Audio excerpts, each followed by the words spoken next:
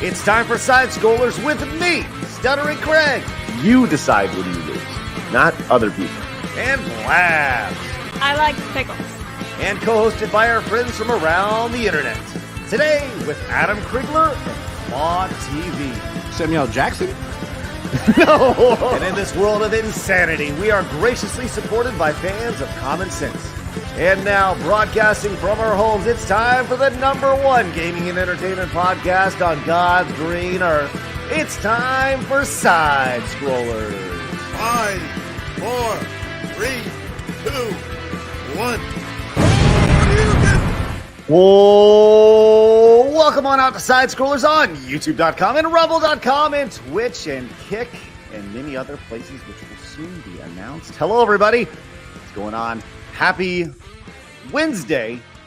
I'm Stuttering Craig. Welcome to the #1 video game and entertainment podcast on planet Earth. Man, we got a good one today. So much happening. First, let's introduce our team. Hello, Blabs. Hi. I was just coughing. Anyway, hi. Right. It's Wednesday. We're off to a great start, yeah. It is oil and water Wednesday, which is great. Let's first bring in Samuel L. Jackson. Hello, Flawed. What's good? How we doing? Water here. Water. Do we have oil here? Yeah. Yeah, I'm oil. Okay, I guess. Sounds good. Your canola oil.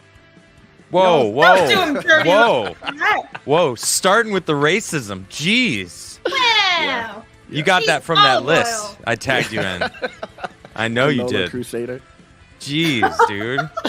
God, I holy feel like crap! canola oil is the bottom bitch of all oils. Yeah, it is. It is. Right? What the hell, man? What the? I'm just I'm saying, just that's getting all it I from all know. angles now. I'm No. not giving you anything, thank you. Thank you. that was- Well, I mean, all right, maybe not this angle, but Silence these is angles. violence. Wait, there we go. These two angles. silence Jeez. is violence, though, so it is all three. That's right. You're so violent. I Blabs. said It's no. ridiculous. Yeah. No, Why don't but you I don't speak have up when weak, there's an weak injustice skin though. happening. You have white skin. It is weak if there's sun out. Wow. I'm Yeah, sorry. Jeez. Blabs, if you're not Holy speaking up, shit. I'm sorry. if you're not speaking up when there's an injustice, Blabs, you're part of I'm the sorry. problem. I am the Hey. problem. All I'm right. racist. Going in the Okay. intro. There we go. All right. I got it out of Welcome. my system. Let's have a normal show. Why am All I right. even here? Man. Okay, look, we got a great show today. Happy Wednesday to everybody. If you guys are new, make sure you guys hit the subscribe button and join us. Hit the thumbs up button as we always try to hit our goal of 300 thumbs up here on YouTube. You can join us over on Rumble at rumble.com/sidescrollers. We have a Twitter account at SidescrollerPod and an Instagram account, Don't We Blabs. We hit over 700 the other day, so we're just growing and growing and growing. So if you're not following us, you're doing us dirty. I'm just saying. Speaking I'm not of following you. yeah. If you don't follow me personally, and I take that very personally, honestly. God, listen, I if just you're so, really here's want to. some- I'm putting salt in the wound here. Here's some lore for all of you. If Just you, haven't Blabs. been here in a while. Chat. Adam followed me on Instagram when we first started, and then he unfollowed me when I said, "Oh my God, Adam followed me." And he's like, "Well, because of that." So Yeah, he I hasn't only followed me I in, only like, followed 7 her months. to unfollow her. It was Yeah, literally, glorious. it's been like what, 7 months now. She's still upset about it. I I remember am. you talking about that. I Amazing. thought it was a joke. You really No, made he amazing. it. actually won't follow me, and I'm hurt. I cry about it every Damn. night. True. You should have went in. You should have been calling him canola oil. Ah! If that's the case, you're weak If as fuck. anyone has You're the right crying to. about it every night. I'm just saying. Yeah, That was Blabs. being sarcastic. Who's the cracks. canola oil now? No, No, easy, you. easy. Canola oil Blabs over here. Way to flip it on her, Adam. Nice job. Thank you. Thank you. Yeah. You're welcome. Hey, listen, you guys need to be fair to yourself. Hit the subscribe button and join the 53,571 wonderful people who have joined this 53,000. community. That's Common crazy. sense. I thought it was like yesterday you hit 50. Yeah. Yeah, It was. yeah, we're growing like Feels like it. 8 to 10,000 every month, which is great. So What's that like? Crazy. it's pretty spectacular. People are fans of common sense apparently in the video game space, which is I good. think it's me. When did it start? It aligned perfectly with you, Flawed. Okay, I thought Yeah. so. All right. Yeah. There we go. From the second It's- you identified the actor who played Shaft as Samuel L. Jackson, that's Shut where. up. Yeah, Yep. that's good. It's right around the time that I stopped doing it daily, and then You were like, addition by subtraction. Let's go. No more canola oil for us. Let's go to get our 20 memberships today on the channel. That'd be massive. But look, we got a lot to talk about today. We're going to lead off talking about the Zelda live action movie, which has been announced. It is going to happen, and it's scaring the shit out of people. Big reactions on the internet. GTA 6, there's an announcement coming out of that.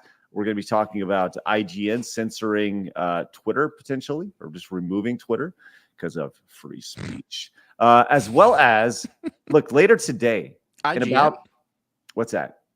IGN removed them? Did I say IGN? PlayStation. Did I say IGN or PlayStation? You said IGN. You did say IGN. I'm sorry. I meant to say PlayStation. I was reading. It's an IGN link. That I was looking Even at. more funny. Yeah. That's even more funny. PlayStation? Like, oh. Yeah. So Okay. we'll get to that in a little bit. But later today, in about 50 minutes or so, we're going to have the producer, director, and editor and guy who did the Boogie 2988 documentary on, which is blowing up on the internet. It has 1.3 million views in its initial 7-day release, much higher than many Disney Plus shows these days, which is $1 million in 7 days. So Mike will be joining us in just a little bit. Looking forward to having him on. We're going to talk about his journey with over the 9 months of his unlimited access to Boogie, which will be really, really great. And Sounds like a nightmare.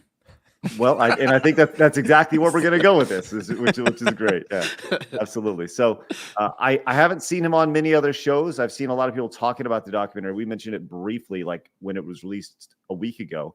But Mike will be joining us. I'm looking forward to it. So Sounds like Michael B. Jordan when you say that. I keep Michael B. thinking Jordan? he said that every time. Michael but B. it's not joining just me. us later. Michael B. Jordan. I do want to remind everybody tomorrow, after yesterday's RGT interview, tomorrow we'll be joined by Nick Rekieta of Rekieta Law. Oh gosh, fun. He's gonna need two screens to fit his nose. Wow. So you can tell him I said that. Yeah, tell him what's going on there. Yeah. He just has a very large nose. That's Okay. All right. It's like we can't point out the obvious. Well, very well. As long as he stays straight to the camera, it should be fine. If he turns, Yep. then Blackout. well, this will be my first time. Make sure you duck. Yeah. This will be my first never time know. talking with Nick, so I'm looking forward to that. Any tips? Any questions you guys think I should ask him? Ask him about the Baldo.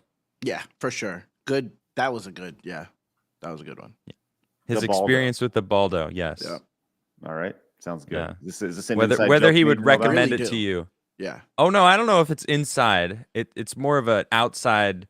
it is outside. But it has a lot to do with balls. Yeah. So I think it's a perfect conversation for this channel. So BALBO, Baldo. don't look it up. Yeah, I'm not. I'm yeah, typing don't. in the document for Craig. Yep, Don't- thank you. Good girl. Neither of you can look it up. Yeah. Just ask him about it. But Okay. it's the right spelling, though, right? Baldo. Yes. I have no idea. B-A-L-L-D-O. Actually, Well, is that it? well, Okay. Craig. Well, oh, flawed nose from Yeah, I know. experience. Yeah, I got experience. Yeah, With it. he's got one also. All right. Well, I'm looking forward to asking Nick Rekieta about the Baldo Balls. tomorrow. I'm gonna That'll be tomorrow at 11 a.m. Central Time. So look, we had a Yeah. lot going on. Appreciate you Also, guys. balls or no balls? No balls yet. No. No ball- That's another Ask question. him that. Oh yeah. Ask him that. Yeah. Do you prefer balls or no balls? Just ask him like to explain balls or no balls. Yep. Okay. We him like first. balls on this channel. I feel like I know Rekieta, and it just kind of it works perfect. Balls. I mean, come on, right? There's All right. African balls. I got the cherry balls. You guys think that I've forgotten about the cherry balls? Huh? He's gonna make The them Chris- for Christmas. I still have the tab. Do You want me to prove your it? PC off? No, Been 7 no, months. I do. I Wait, what do, you but mean I you have the tab. wait. You think I'm joking? You have the Hold tab on, where- open, Yeah, hold on. Where is it? or you mean Let bookmarked? me find it. No, have I you shut off your What the computer in the fuck are last you 7 doing over months? there? Yeah. yeah, is it just- I turned my computer off. The thing is, And then it opens back up. yeah, the all Oh, the he's tabs got it get set to like restore saved. pages and all that. But so like you open that it was up. Yeah. months ago. Here it is. Look. He never closes his tabs ever again. You He's like, I thought must have you the thought I hundreds was of them kidding? Freezing over here, bro. What? What do That's you why guys you be thought? fucking freezing. 19 No. different fucking tabs. Yeah. Look at this. You guys think I'm joking? Oh, This look is at from that. how long ago is this? I'm serious. I Wait, want to you make have- these freaking cherry balls. He's only got 4 tabs open, Wait, and one of them so is this balls. is a I just wanna bookmark, point that out. not a tab. Okay, no, I've got like all sorts of Oh, this thing is windows. wildin'. Like you have no Yeah, idea. you're doing too much over there. Okay. I've got in an insane amount. But anyway, I'm gonna make these balls and I'm gonna eat them live on side You gonna eat scrollers. So I'm- balls? They oh look yeah, like girl! I'm gonna donuts. put these balls in my mouth. All right, and you're gonna be jealous. Clip it. You too, Flood. Ooh, No, suck you don't on have You- that. Adam talk you to me, too, the Flood. intro needs You to be too, done. Flood. Hey, Flood, you're I gonna be didn't- jealous of the balls that are going in my mouth. I'm clipping that. All right, I thank won't. you. I won't. Yes, you will. And, I'm telling you. All I'm right. gonna send you a private message. Of you eating my balls, or just eating balls? Not- on my whoa, balls? No, I don't know whoa, why I whoa! said Is that Okay. is that where you went with Let's that? continue the show. Wow. Continue the show. Wow. Listen, Are I they cherry or I mean I'm chocolate? just saying, They're but since chocolate. Adam doesn't Yeah, speak they're in the pitted. intro, I feel like some of that Pitted needs to cherries. go. Are they in the salty intro. also? Pinch Chocolate the Yeah, salted? skin. chocolate something. Yeah. I'll clip it for you, Craig. It'll be fine. Time Put them in your I mouth already and did suck 10 them. minutes. Bam, I'm bam, gonna bam, go, I'll play around with it. Come on, come on. I'll send Bro, you I had multiple the stuff. It'll be CD. great. Me too. That CD was fire It though. was I feel like banging. we need to Dude, give him space. Come Wyclef. on. I mean DMX. Yeah, Holy they had, shit! bro! They had that song "I'm Horny" on there. Wow, is that was your go-to? That was Here, yeah. wait, that wait. was a Switch us family- around. There Yeah, we go. There we go. See, now it's That just was you a and me, family baby. show. All right. I mean, that was a Where them family balls show. at? Where them balls at? In my pants. Mo would know Whoa, about it whoa, before whoa! I do. I'm talking about Christmas balls. Oh, I was talking that about are- my that are- balls. I was talking about my Oh. hairy balls the whole time. Why are you thinking about your balls in my mouth? You What? said chocolate. Blabs called me chocolate I- before the show started. Yeah, but you said I chocolate did balls. not. talking about cherry. Adam did. She said chocolate at some What? point. I identified. I'm talking chocolate. about. Oh my gosh! Listen, talking Adam about, called like, me dark, and then Christmas Paul treat. thought it was about him. What the hell is Christmas Anyway. treat? Everyone, You shut are up. dark. Shut We don't eat up. Christmas Everyone, trees. shut up. Shut up. Move us back. Shut up. Flip me. There we go. There you go. Yeah, flip him over. Wait, what? See, All right. Look, after all that, yeah. Here, like you guys, it's exactly. You guys argue like a married what couple. do you mean? Not That even was just a like conversation. That was like my a married couple that's been married. I've for never like argued with him. 48 years. There's Wait never been till an you. argument. I don't know if, what it would be like to argue with him. I don't want to I'd fire find out. you though. and I'd send you to Sweden Wow, and I'd let you the are wearing a producer beanie, stay. and you're balding too. So I guess you're really. And I'm trying Going to down make that 30. path. I'm trying to make millions of dollars off of one stream. Flawed. Everybody's. Hey, bald you're and trying to flawed. go down his path, dude. Good for you. Let's go. Whose path? This path? Is Mo your producer? Yeah, yeah. We call her So you're Schmo. sleeping with the producer. All right. I mean, this is. We call her it's Mo perfect. Schmo. Oh God. Okay, so look, we got a lot to Just talk throw her about in a pool. today. Sorry, I'm done. And if we don't get to it, we're gonna run into our guest. So let's get into it. It's time for my favorite. You know, hold on. It's not time for that because I got a couple super chats I need to read. One from Alan. Alan came in and says, "I bought Palestinian olive oil to cook the other day. It's the best, but I prefer coconut oil for other things." Alan, I wasn't sure if we were gonna go that way, but thank you very much for that super chat. $9.99. Greatly appreciate your support. Whoa. I use Um, coconut oil a lot for cooking. It's my good. favorite oil Blake to came use. in with the 2, says, "Can't wait to see Adam's balls." Thank you, Blake. Thank you. They're gonna be delicious. And Alan says, "I used the Baldo with coconut oil before." Alan, thank you very much. Don't But look he it up. spelled What's Baldo going with on? 2 L's. Well, It's listen, fine. It's okay. Yeah, don't. It is too. It's pronounced the same. V6 Nian over on Rumble says, "Just seen the Ghostbusters Frozen Empire official trailer. Looks like they moved its release to March. Did you guys see the new Ghostbusters trailer?" I did. I'm hesitant to do reactions on the channel, mainly because Copyright. copyright and all that Movies get stuff. hit, bro. So, Movie trailers yeah. and shit get hit. but yeah, it does look pretty fun. Looks pretty Yeah, fun. it looks different. You don't think so, Adam? I feel like you're No, hesitant. no. I'm. It looks fine. I think that the first one, Afterlife, was a decent movie. I was pleasantly surprised Yep. that I wasn't disappointed. I guess is the best way to describe that movie. Because I love the original Ghostbusters, and this one looked, like a Unique. good movie. I'm like, all right, cool. How are you gonna top what they've done already? So this feels like they're going with something new, and they bring in the old characters back, which is awesome. And they didn't fuck with the old characters in Afterlife, so I'm not really worried that they're gonna somehow now gonna screw them over. Like, no, they're probably gonna, have them be a part of the movie and as it should be. So yeah, should be good. I'm excited to kind of see where they go with it. Like I said, I enjoyed the first movie as well, and I thought they sent Egon off on a really nice, touching way. So Yeah. Agreed. Raken Knight came in with the hashtag flawed tux. There you go, Raken Knight. Thank you very much. Appreciate your support. And let everybody know that Flawed does indeed tuck.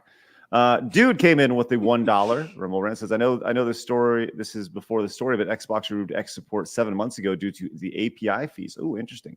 Might be the same reason for PlayStation. Nothing of value will be lost. Cool. Very nice. I did see you mean the movies in the chat before, like, oh darn, I turned on my PlayStation 5 just to check Twitter. So Yeah. Right. We'll get Said to no that. one ever. Right. We'll get to that in a little bit. But there is something that is worth talking about with that for sure. But let's do it. It's time for my favorite segment, your favorite segment, everybody in the world's favorite segment. Okay. It's time for hard news.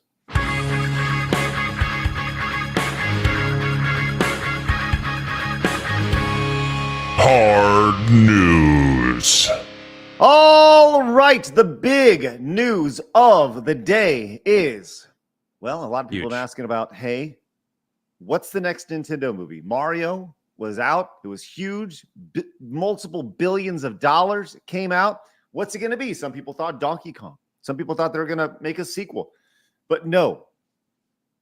It has been confirmed by Shigeru Miyamoto himself via X. In the best way possible. Do you have I the loved tweet? it. We do, yeah. Okay. We Yes. got to just show it.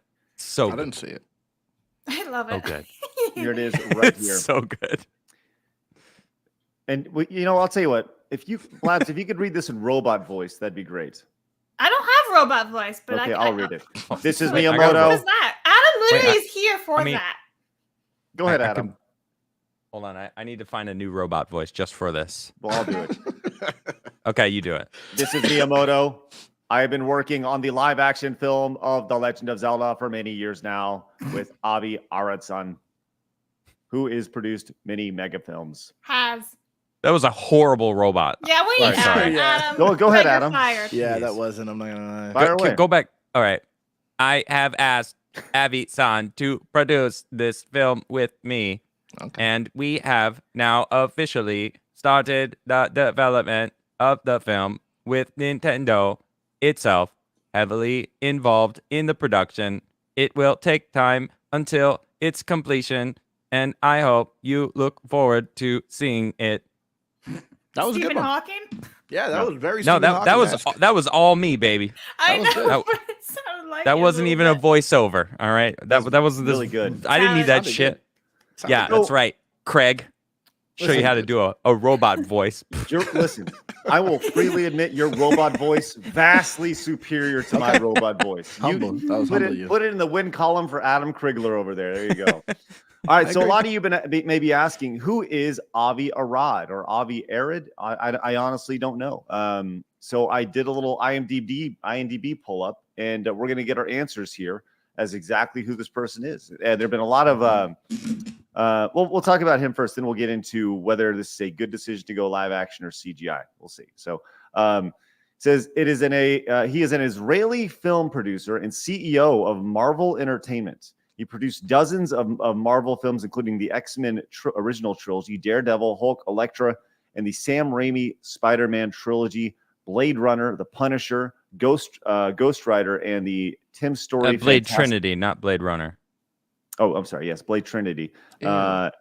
And the Fantastic Four film series. Now he produces several Spider-Man films, including for Sony, including Venom and Into the Spider-Verse and No Way Home. Both, I would say those have been mega hits. The Yeah, I like those last Spider-Verse one, No Way Home, mega hits.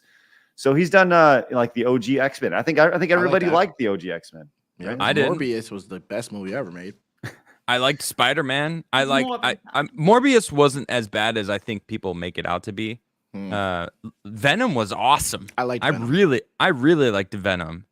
A like lot of Tom people were Hardy, posting his stuff like, "Oh man, we're worried," and I'm like, I like a lot of the stuff that he's done. I think that this is what we got to remember. Okay, it's not like Nintendo would ever give anyone free reign to do whatever they want with their IP. Yeah. We have to. People are like just totally throwing that away. Like this is Nintendo we're talking about. You don't think that Nintendo's going to be like, we don't like that. No. Like that's Right. Nintendo's whole thing. They were like, if we don't like it, we're going to say no and stop it from happening. Look what they did with Mario. Like it was fantastic. It was a a good solid movie that made like you said, how much? 1 point some $billion, Yeah, or was it $2 billion two? bucks. Yeah. Is it 2 billion now? That's Like, crazy. after Amazon sales and digital sales, I mean, it's way Right. past $2 billion. It's killing it. People Zelda buying it. won't do that. Okay, there's no way Zelda's gonna hit. It's not as big as Mario, but It I can go think it'll crazy, do. though. Yeah, it'll do well. I don't think live action was the right idea. I think they Okay. would have, if they did Mario, did it like Mario. I think it would have been a better choice. Okay, let's come back to the live action thing here in just a second. But I Sure, want sure. to kind of Sorry. compound. I want to compound on what you're saying as far as Nintendo's protection of their IPs. It's not just Yeah. Nintendo. This is Shigeru Miyamoto. This is people forget the origin of the Legend of Zelda is based off of Shigeru Miyamoto's childhood. It's built around him exploring as a kid. That's the entire premise of the game and creating an adventure out of it. Do you think that Shigeru Miyamoto is going to let people fuck with his childhood? No way in hell. This is like when Miyamoto is involved in something, it's done wonderfully. And that's the one thing that you can say about him throughout his entire career and I can't really think of many. There have been some games that haven't done as well. And there have been some games that you can look at and say, that's really kind of silly that they tried that, or like peripherals and things like that. You think of like Wii Music, right? Wii Music was a flop. It was stupid. And they've been like peripherals and stuff. But for the mainline Nintendo products that Miyamoto has been involved in, they've all been awesome. And I don't understand how people could be concerned about this. Same. The idea of it. Now, with that said, let's talk about the live action thing, because you just had a mega hit of CGI Mario. And I put this out on Twitter, just saying like most of the internet, I'm very wary of like a live action Zelda movie. No matter who they cast, it's going to be wrong. It's going to be wrong, Reynolds. right? He'll win. Yeah, you're right. I agree with you 100%. Like they're going to be 100% wrong. And I said the CGI models don't age, and it said in fact they get better as technology improves. Like I think back to Toy Story, the original Toy Story. When it came out, it was like, oh my god, are you kidding me? And now you look back on it, it looks like Lincoln Logs, put together, or Legos, and it looks like trash. But the CGI has improved over the last 25, 30 years, and that's only going to happen with these games as well. So I think the idea of live action versus CGI is a mistake, mainly from a casting perspective. And the other thing I didn't include on there is these actors, whoever they play, they're going to get older. Link has like stayed the same age for a long time. He's always been like this, like late teenager, early 20s, kind of vague-ish, dude. And people will get older, and you only have a very specific window when you deal with live action people. Because guess what? Wolverine got old. Hugh Jackman got old. He wasn't in his mid 30s anymore. Now he's in his 50s. And guess what? It's a novelty to see him play Wolverine. I don't know. That's my thought on the whole thing. Flawed, what do you think? I don't know. I think He doesn't they can think. do well in No, live don't worry. action.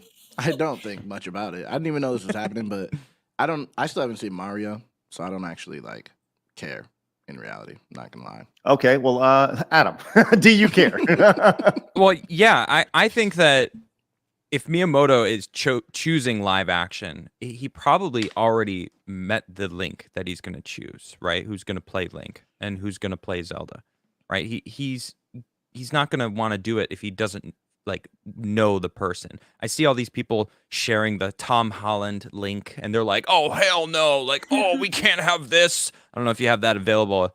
Right. Yeah, but put it in I'm the sure Jeremy from Geeks and Gamers posted it. Mhm. That's who I saw.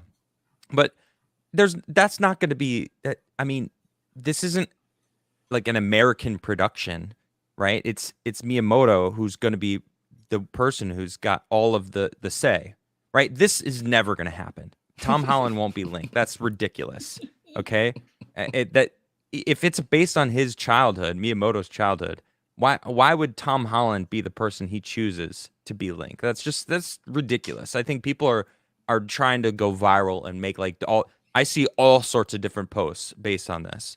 I think live action could work. I mean, One Piece is doing really well, right? Why?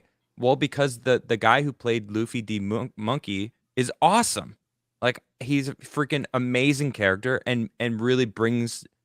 I think he carried the entire show because of how his energy was really fun and I guess according to the people who watched the anime, which I or the manga or read the manga, I don't know which it is, but probably both. That he did a great job of playing the character. So it's possible.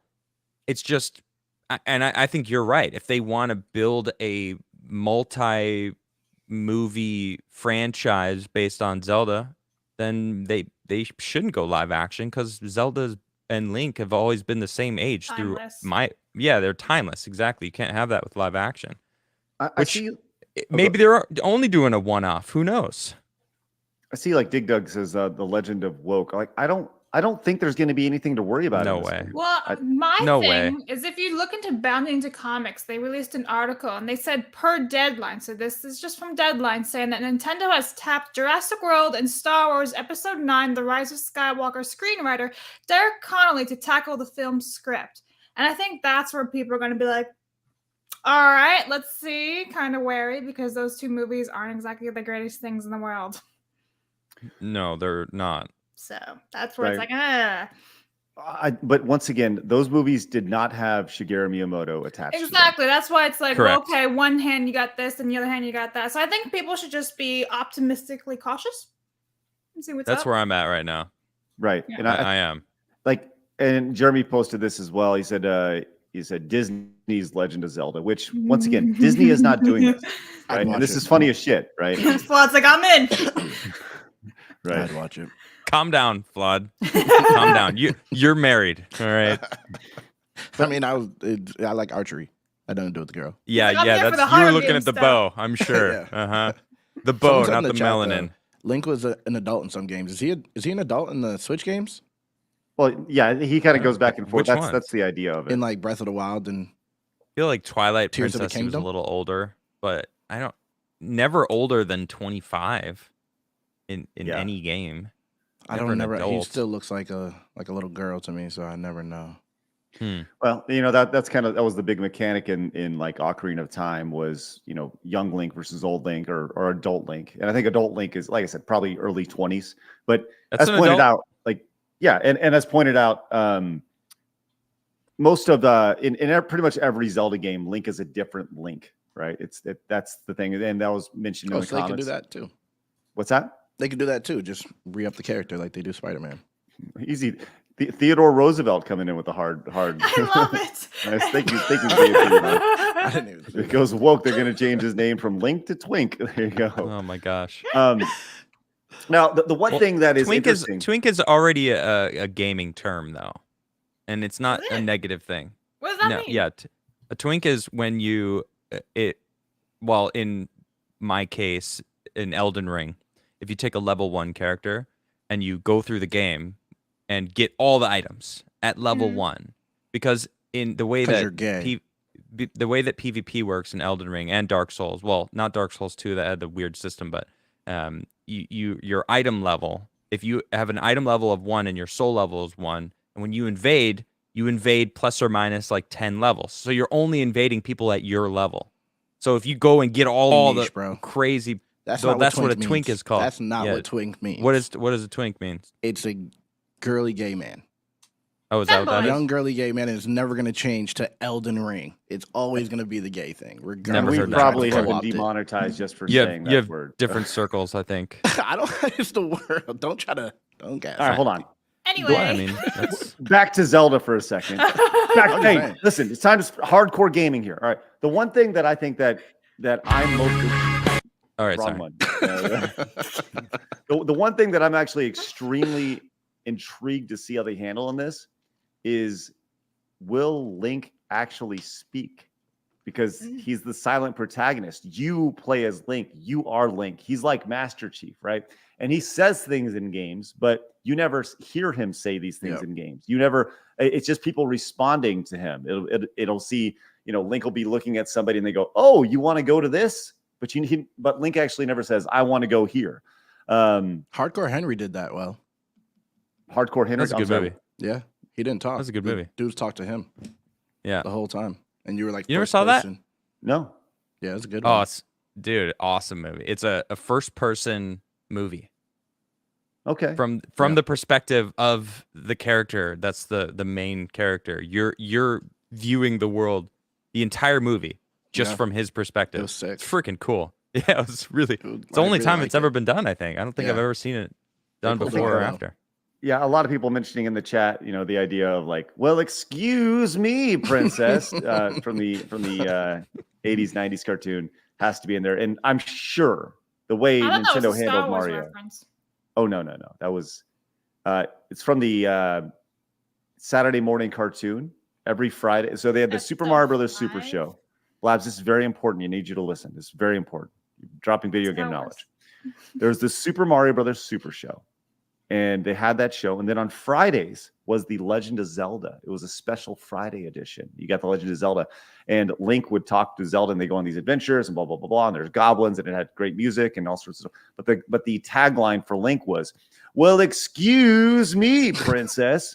And so, yeah, it would naturally have to be in there in some way, shape, or form. So I swear, that's Han Solo. I'm just saying. it's I Link. don't know about that. It's Link. Han. It's ridiculous. Adam gets it. But hey, what an Han interesting take. Solo. What if they did Han. go? Han. Not Han. What if Shigeru No, it's not Miyamoto Han. did? I'm sorry. No, I can't let this slide. It's not Han. What's It's happening? both. No, it's not Han Solo. It's Han Solo. All right. Say it. Han Solo. Thank you. Right. We can move on. Okay, good. That's I good. don't get it. But what if Shigeru Miyamoto was like, listen, we're gonna do a first-person perspective, even though like the Zelda games aren't in a first-person perspective. You were Link throughout it. Now that wouldn't work at all. Nah, I don't think that would work. Yeah. What if they did a top down, like isometric Right. top down? Yeah, that'd be awesome. Oh. That'd be Beryl interesting. says, Han did say that though. Yes. Mhm. Which I'm sure that was a probably a reference to Star Wars in the Zelda Probably. cartoon. But to me, it will always be, and it's It's because you don't know Star Wars. It's fine. I understand. Star Wars. Who cares? Yeah. Listen, I know Super Mario Brothers Super Show way better than I know Star Wars. You- Way better. I mean, that's Big a bully spicy Craig. statement, though. We're Big not bully talking Craig. Disney Star Wars because, like, who cares about Disney Star Wars? Yeah. You're talking about OG Star Wars, okay? The OG that There's a lot of people that care about OG Star cinematic Wars. history, man. Actual Star Wars. Listen, there you go. Dante says Han said, "Your Highness." Damn! No, Damn! he says, Get fucking wrecked! No, he says, "Excuse me, princess." You just Your got Highness. shit on By who? by the internet. Yeah. Internet doesn't count. lose. Internet doesn't count. right. Internet's not real. We'd love to hear your Big thoughts news. on That's all a this. spicy take. Love to hear your thoughts on this. Let us know in the comments and obviously the chat. Love to hear what you guys have to think. As Jose Ataco came in with the one and says, "Have you seen Legend with Tom Cruise? Zelda movie, kind of." No, I've not seen that. Has anybody seen that before? He's super. I saw it a long time ago. He's like a freaking 20-year-old. He's so young. Tom You Cruise. don't even recognize. Yeah, Tom Cruise. Yeah. Nice. Kyle came in with the 199. Says, "Link never says anything." Well, excuse me, princess. Highness. Dan came in and says, "This is interesting about the Legend of Zelda in live action. How is this going to work with the main character Link? In the games, he doesn't really talk."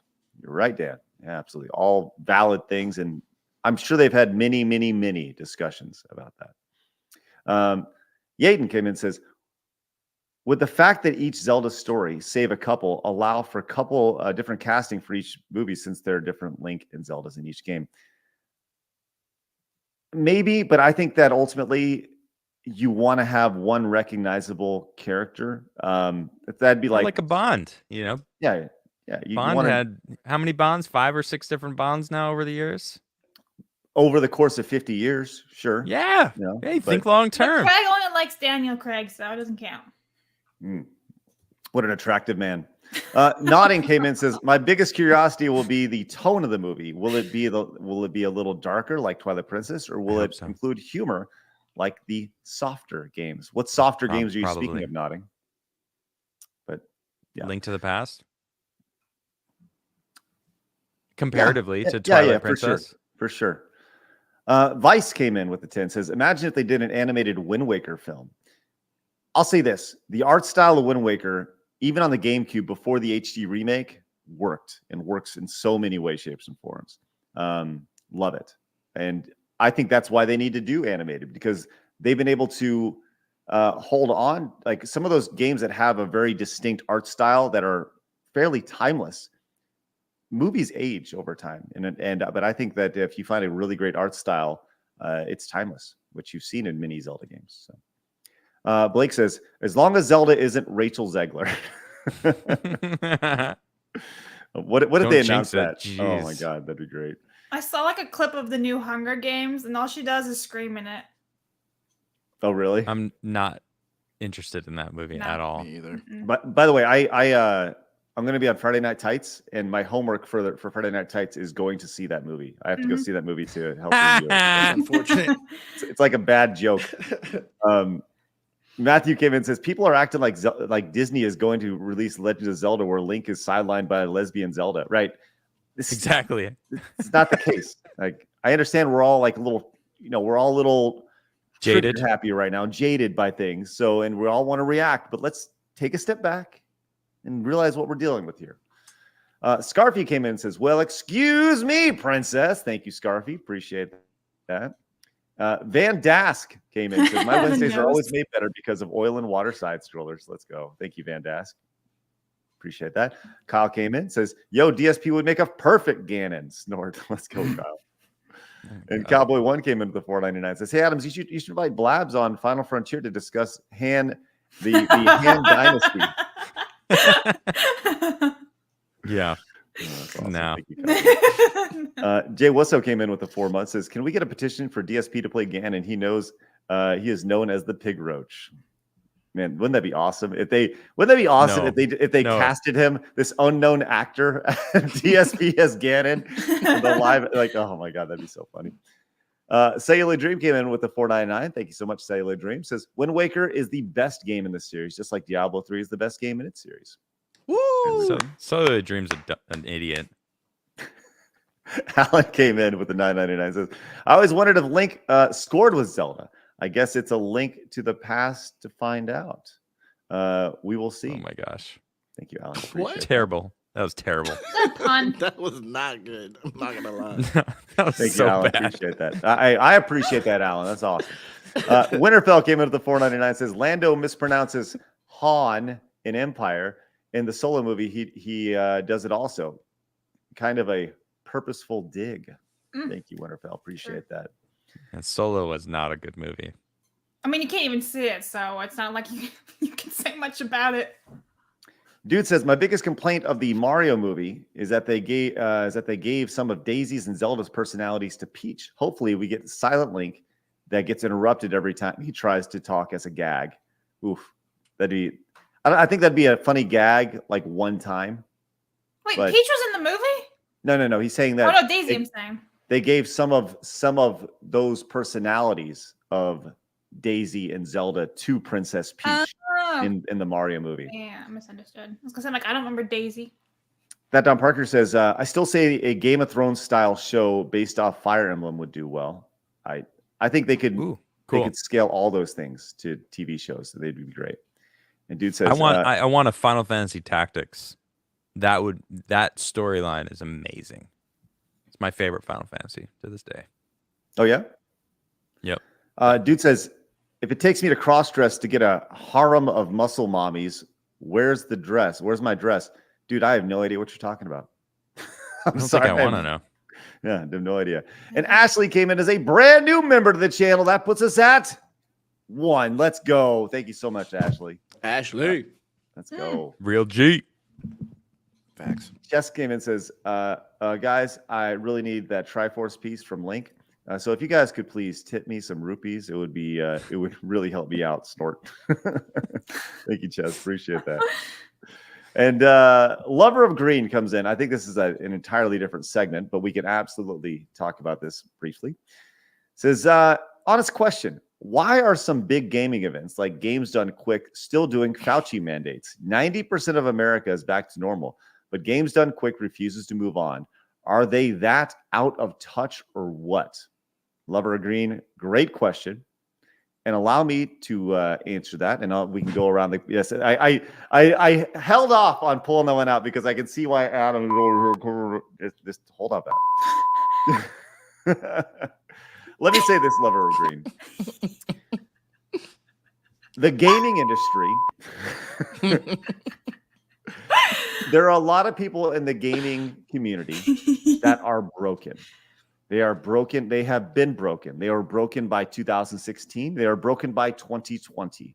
And they surround themselves by broken people. These are people who do not leave their bubbles, which live in that 10% and think that the rest of society lives in that 10%. The problem with that is that the 90% don't go up to them and say, guess what? This isn't reality. That's the biggest issue. I walked into a bank this morning, and guess what happened? They still had their fucking plastic visors up in between the teller and me. And I said, it's 2020. I literally said, it's 2023. Why do you still have these up? The bulletproof? No.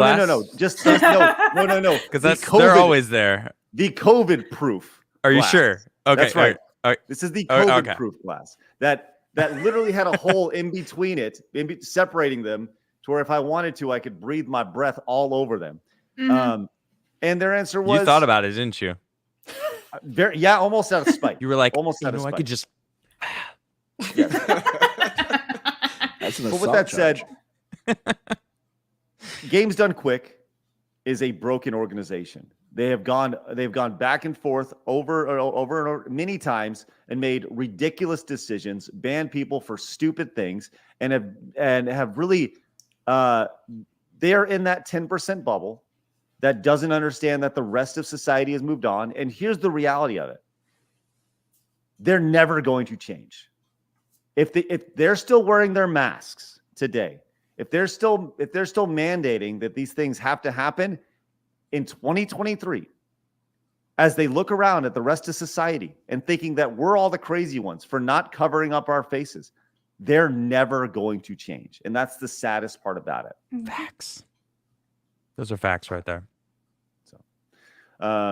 So great question. And I'm sorry I went off a little bit on there. And I think I was able to deliver that message in a little bit more YouTube-friendly manner than what Adam would say. I tried to. YouTube got to me, I guess. Yeah, it's crazy. But you know what the reality is that there needs to be an alternative to Awesome Games Done Quick. But once again, it goes back to, and this is the hard reality, is that the gaming community has broken people in it. That's the saddest part. Those of you watching this, like, everybody's a little broken. Everybody is. Especially nobody's Flawed. perfect. I know. But Flawed may be the most broken out of all of us. But everybody has a little bit of broken in. It's how much you let that broken take over your life. And there's a lot of people in the gaming space that just let whatever it is that hurts them consume their life. Whatever they're scared of consuming their life. This show doesn't pander to that bullshit. No, if you're hurt, and it doesn't.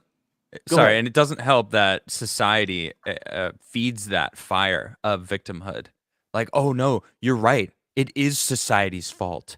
Everything's against you, especially if you're black or a person of color of any sort of shade that isn't white, or you're marginalized by who you want to sleep with, or any of these other million things that they will sort you into a different box of victim cards, and then they hand it out to you and they say, use this for everything you can.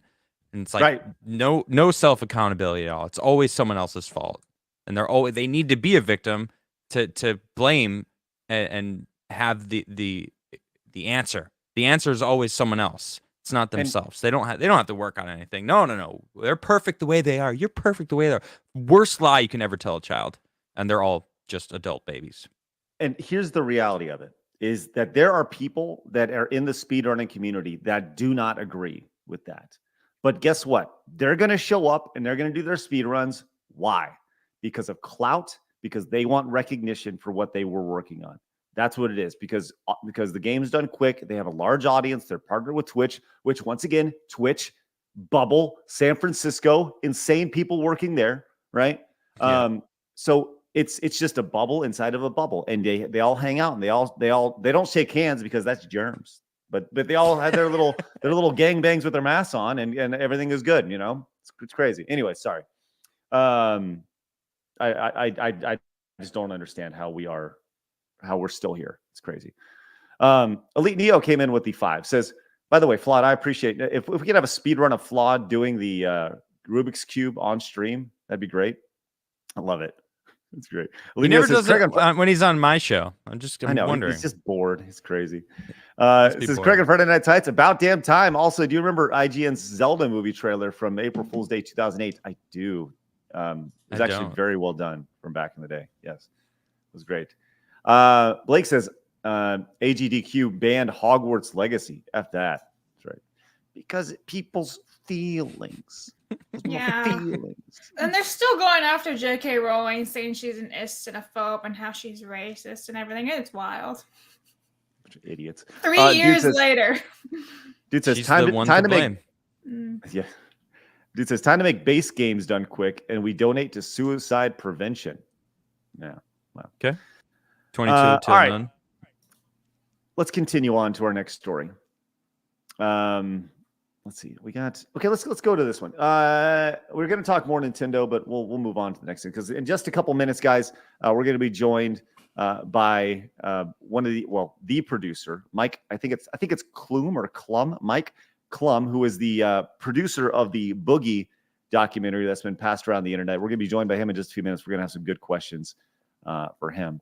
But in the meantime, it was announced earlier today that with Rockstar Games hitting its 25th anniversary over on Twitter, they put this tweet. It says, next month marks the 25th anniversary of Rockstar Games. Thanks for the incredible support of our players worldwide.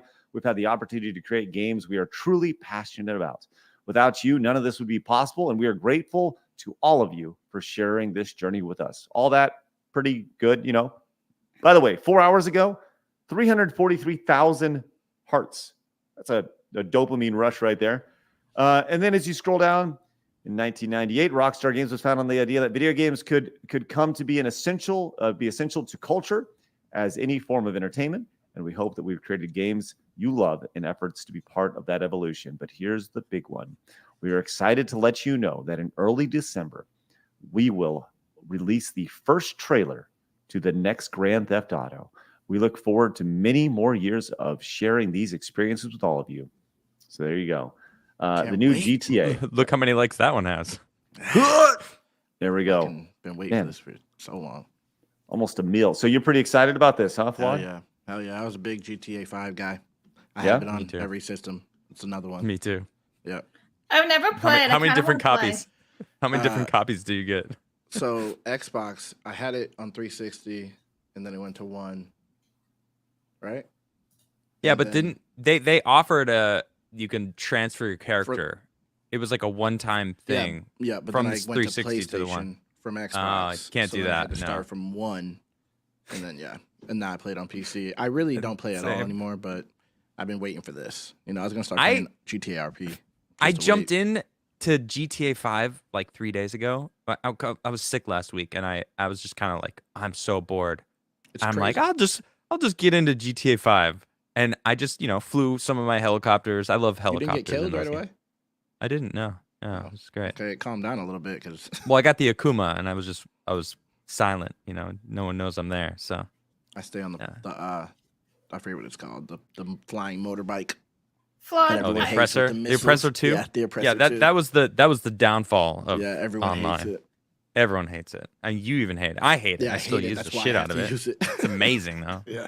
Anyway, I learned something about GTA, and I think Flawed will be very happy with me. Okay. Good afternoon, ball adult pushers. Grove Street OGs come to do damage. That's all I got. I've never even played. I know I the wasn't line. big on San Andreas. I'm not gonna lie. I was like Vice City, and then I stopped playing Vice games City. for a while. Yeah. and then I stopped. Dude, Yeah. same shit. Yep. Should I Vice start City was. playing? I went from Vice City to Grand Theft Auto 5, Same. but I played the shit out of Grand Theft Auto 1. I and played Grand 2. Theft Auto 3 a lot. Grand Theft Auto 1 and 2. When Grand Theft Auto first came out, oh, dude, me and my friends, like, we played the shit out of that game. Yeah, Okay, that game so- was awesome. Classic. It's been out. GTA 5 has been out for a decade. Yeah. A decade Crazy. at this point. It's been killing it. How many? Let's do the Price is Right. How many total Oh, man. copies of the game do you think that GTA 5 has sold in the last decade? I'll say 100 million. 100 million for Flawed. Blabs? 20 million. 20 million for Blabs. Okay. We're doing prices right. Price is Right style, close without going over. And don't do the 20 million and one. Okay. What if I was to tell you that the 20 million copies that you guys say potentially sold in its 10-year life cycle is the amount that they would sell annually? As 20 million Holy copies? GTA Oh, 5 shit. has sold over 185 million copies, making it the second most sold game of all time, behind That's crazy. only Minecraft, which has Holy sold 300 shit. million. Wow. So That's GTA insane. 5. So they are moving That's on wild. to Congrats, Flawed. Congrats. You won that. I was It's closest, crazy. but I didn't win. Well, without going over. So you won. Okay, yeah, okay. So according to Statista, in 2013, GTA 5 at the time was the fastest game or movie to reach $1 billion in revenue, needing only 3 days to do so. Holy 3 days shit, to that's do so. insane. Yeah, Holy fuck. insane. In its That's lifetime, crazy. GTA 5 has made more than $8 billion in revenue between game sales and microtransactions as of the end of 2023, Take-Two's fiscal year. $8 billion Goodness. franchise. $8 billion. Yeah. I mean, that They're is crazy. untouchable. They could change the game with this when they come out. You know, they could change the whole landscape. They could take woke away if they continue down the same path they were. They could Okay. take what? On that note, he said they could take woke away, right? But here's the Okay. thing. They announced that they're going to be dialing back their racist, stereotypical things and really trying to modernize Bowing the down. next GTA. They're bowing down. What the hell does that mean, Rockstar? You can do anything, Rockstar.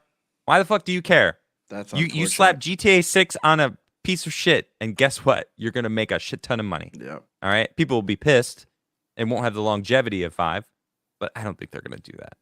Well, allow me to But tell But you, that does worry me. That worries me though. because Twitter may be upset, Adam. That's what yell, and they get upset about it. So, so we'll know more about GTA 6 early next month, which is when they can't announce the wait. first trailer. There's rumors that they could drop a teaser as early as next week. One other interesting thing about that tweet that they had was that they didn't say GTA 6. They just said Yeah, the the next next GTA. So, whether it's a number or not. I'm gonna say it's this. a good point. I'm still gonna play it, and I'll probably It's like a enjoy mobile it, game. even if it's super woke.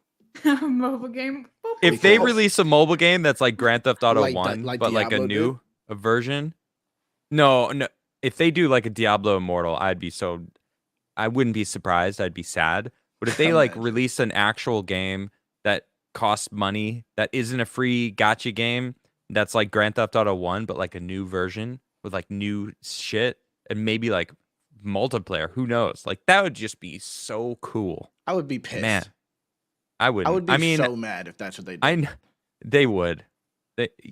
I'm saying the internet would be pissed Yeah, because be everyone's just so mad. foaming at the mouth for Grand That's what Theft Auto Diablo 6. did.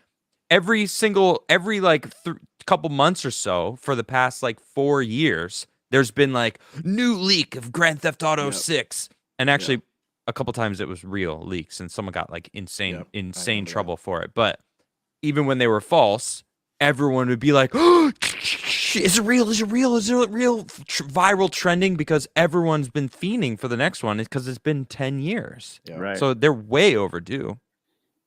So $8 billion. $8 billion crazy. of revenue. That's crazy. you'd think that they'd put a little more time and energy into keeping up the Red Dead 2 Red Dead? online servers, you fucking assholes. Sorry. Red Dead could love have that been game. crazy if they would have fucking really Fucking put money Rockstar. and time into that. Anyway. All right. So in just a minute, we have Mike, who's going to be joining us, who is the director, producer, editor guy, superstar man behind the Boogie 2988. I keep getting it wrong. I think it's What's the name of the 2288. documentary? So it's the Dark Sad Life of Boogie 2988. Brilliant title, which we're gonna talk to Mike in just a second. But before we It do, sounds so dark and sad. Anyway, sorry. well, we're gonna talk to him in a minute. Lord Sleech came in and says, "Grove Street for life." Thank you so much, Lord Street Sleech. OGs come to do damage. You're gonna get Lenny. shot in California if you pull Yeah, that shit. Blab, stop. Just stop. Don't It's do that, not. Blabs. They're It's gonna not come coming at across like you think it is, and Why? You're gonna start gang wars if you say that in front of them. I'm pretty sure. Just A please. hit I was started just a put out war. on you. Yeah. yeah, please, Blab. I'm All the trying to help you rumors in here. the chat. Jerry says, "Hey, nice shirt, Craig. Hey, thanks, Jerry. This is part of my Led Zeppelin. This was part of my Razor costume for last week for Halloween." Matthew says, "Red Dead Redemption is a better franchise." Facts. It's good stuff. And Alan, Blabs, you got to read this one. If I can't grape you curs in the new GTA, I'm out. JK, just jokes in a video game. Oh my goodness. Yikes. That was All right, Alan. Why didn't you have Flawed read that? that Yeah. was good. You're trying to put a hit on me, aren't you? You want to get rid of She me. already had the hit out on her. Now I'm they're gonna get two expediting it. hits. Oh, Good, Flawed. loved your. No, we're good. Let's move on. All right. Well, let's introduce our guest today. He is the man behind the major trending viral sensation, The Dark Sad Life of Boogie 2988. Let's introduce Mike. Mike, how are you, man? Hello, everyone. Hello. Thanks Good for to see having you. me. Yeah, man. Glad Ahoy you're there. here. Well, let's pop you in the middle. Blabs, get out of there. Here I am Um, in the middle. So, Mike, how are you, man? I'm good. I'm enjoying this week. It's been fun. A month ago, I didn't have a YouTube channel, and now I have a YouTube channel, and there's a documentary out, so it's fun. Mike's channel, with one viral video, has more subscribers than we do, with 54,400 subscribers over the course of a week. So, congratulations! We need to catch up. Hit the subscribe button. Because Yes, Mike please is subscribe. blowing up. Please Yes. subscribe. I need to make all the money I spent back on the documentary. So. All right, Are you let's talk about monetized this. now already? I'm monetized, but I think Should. he showed his what he called his meat sack, and also the fact that there are prostitute reenactments and sexual content. I have limited ads, but you know Ah. what? Money is just one component of life. True. Art and creativity; these are all valuable. Okay. All right. I love your mindset or mind sack. Okay. So, He's not Boogie. You realize, right? no, well, I know, but he said Boogie showed his sack or whatever, whatever. So, Yeah. Yeah, he Um, showed but his you meat appreciate- sack. I thought it was testicles, and I thought the whole thing was gonna get shut down. But it's actually not testicles. It is in fact part of the pelvic area. The gunt. That just also I believe happens it's a to gunt. look- yeah, whatever. That happens to look like testicles. Oh God. okay. All right. Let's move on. Let's move past the testicle thing. Let's talk about the origin of this. Thank you. When did you reach out to Boogie to make this happen? What kind of access did you have? And let's go start there. Yeah, so about a year ago, I've been running sort of corporate video businesses, always made video content for my profession and business, and just started to move into not making videos for companies or entities or for purposes of commercial, but just for fun, which I had done sort of behind the scenes. But I'm sitting there, I'm like, all right, what type of content could I make? I was watching these video diary channels or video essay type, like takedown type videos. And I saw the Sunny V2 video on Boogie getting like 5 million views. About a year ago, it was like Boogie 298 deserves his failure. So I'm like, that's interesting. It obviously there's this market for kind of analysis of individuals or pop culture sort of situations in these tight, documentaries. In that case, 10-minute voiceover, screenshots of tweets, stuff like that. I'm like, all right, well, should I make that? And I thought about, could I just make those and be in that sort of community? And then I'm like, well, how would that stand out from the 8,000 channels that are already trying to replicate that sort of format? So I figured, hey, I have all these cameras, I have all the production, commercial level production abilities and talent. I'm like, hey, well, what if I hit up him and instead got actual access instead of me just talking about this topic and giving my opinion? Why don't I try to get cinematic access? And I just emailed Boogie. This is probably December, Turkey Tom videos or the Right Opinion or just these different channels. And then I made a list of all the people they had covered. And I'm like, hey, well, let's just see who would want to do something. And Boogie got back to me. I had a few other sort of people get back to me. But Boogie was the one that kind of came together the fastest. And there I went out and started shooting probably 2 weeks after 3 weeks after our first call. I was in a mode where I'm, you're starting a new business. You just got to jump into it. You don't know exactly the format, what it's going to be. We had the first day we filmed probably 5 hours of that sit down interview, which we only used probably 2 minutes of in the full documentary, and then filmed a bunch of stuff that didn't get used and then kept filming. So what type of access did you have? Were there any rules or stipulation that he laid down? I mean, it seemed like you had access to bank accounts. Obviously, you're filming him in a tub with his girlfriend. Like it seemed like you had pretty unlimited access. Yeah, I mean, the beginning, I had no incentive. There's a whole rumor in the Boogie community. Once we dropped the trailer, it was like, oh, Boogie paid for this. Like, he sold his crypto and paid for some PR piece. Because if you Google my name or Google my company, you're going to see like, oh, it's a commercial video company. Maybe Boogie hired them. And that was the whole thing I didn't want. Like from the beginning, I'm like, there's no incentive for me to make a documentary at this stage of my life that is commercial, like what the people would find to be the accurate depiction, right? If I'm coming in making a puff piece, this is going to make me kind of look, it's just dumb. It's not entertaining and it's not fun to work on because I can just go do that for some random corporation. So anyways, yeah, I was like, hey, if you're willing to basically make whatever, then I'll do it. And I'll put everything I have into it and try to make this thing sick. And with the exception of like his ex-wife, I think she didn't want to be in it. And then his roommate. But those were the only two things that were kind of off limits. And then from there, we just started. And basically I was kind of coming up with all the scenes. I would sit there and be like, hey, let's talk about this, or like, let's go in the bathtub, and I wasn't trying to create scenes that weren't a depiction of the reality. But because you're there filming, you do have to stage certain things and put them in position of things that they do. So there is a reality TV component to anything like this, but ultimately it's all stuff that depicts his life.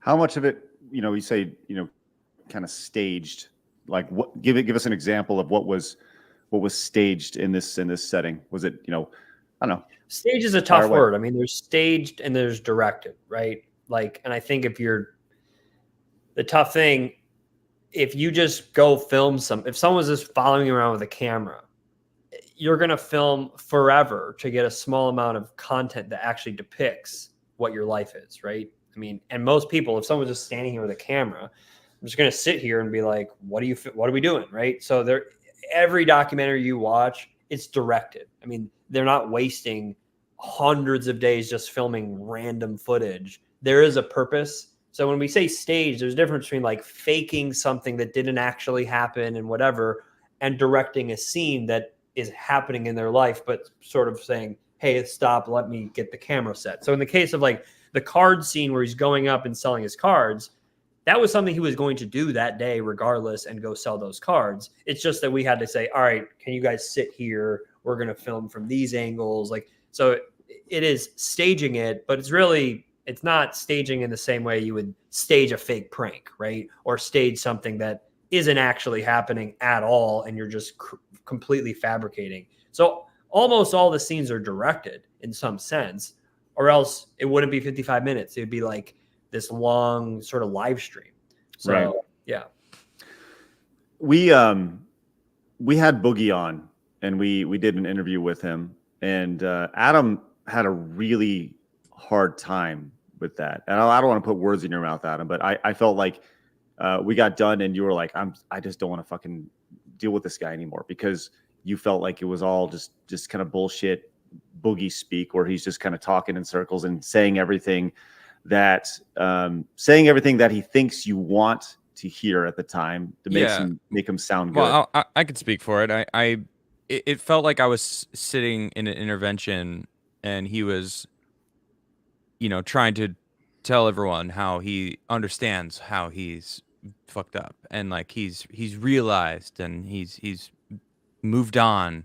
Now we can, I understand what I did wrong, and like everything's fine now. It's like, okay, I don't want to be a therapist. The DSP interview was way too long, and it was exhausting, and I don't want to be people's therapists. Like, I get like interviewing people who don't want to actually face reality, or like that's kind of the vibe. Like, he said that he was better, but like nothing's actually changed. So like, okay, sure. I didn't believe him. I'd never met him before that moment, so it was exhausting again. I guess. Yeah. Go ahead, Mike.